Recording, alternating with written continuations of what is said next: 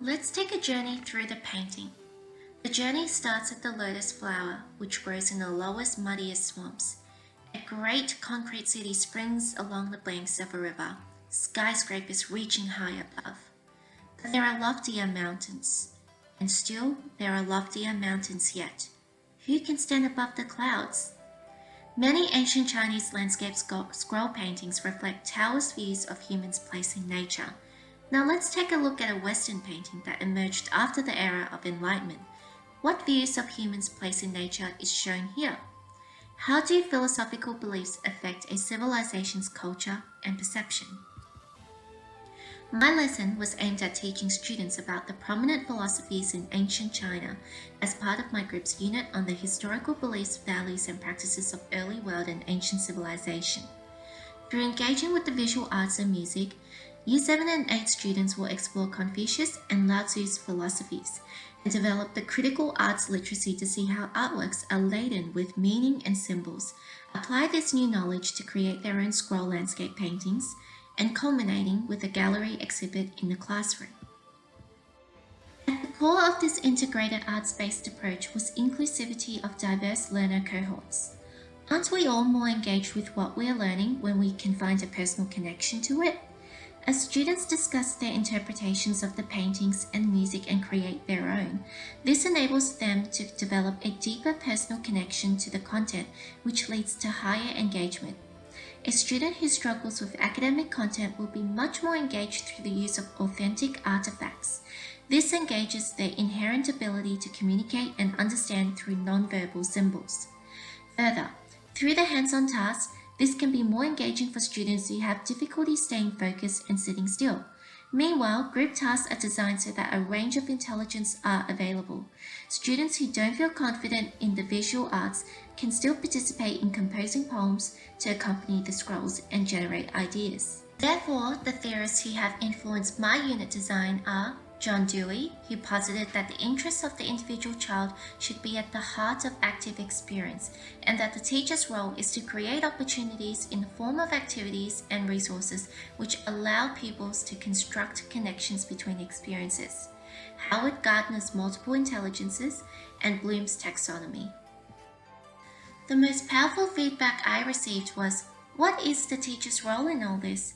How much explicit teaching would I need to give, and would I be helping students one-on-one? What if students don't know enough about the arts to create their piece? To create something of their own that is also aligned to the curriculum, they need not only content knowledge but also art skills and literacy. If they don't have enough scaffolding in this, and if the goals of the task are not clear, then this can disengage them from the arts. Therefore, I had initially planned for this through curating what I thought were diverse learning resources for students, as well as teacher questions for guided appreciation of visual artworks. However, upon receiving feedback, it's made me think that I need to consider more time for explicit teaching of arts concepts. Another powerful feedback is that how would I give feedback to students?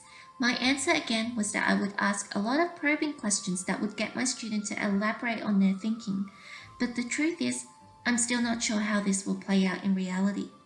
Therefore, this question of how effective my feedback is for students will definitely be on my mind when I do carry out this lesson.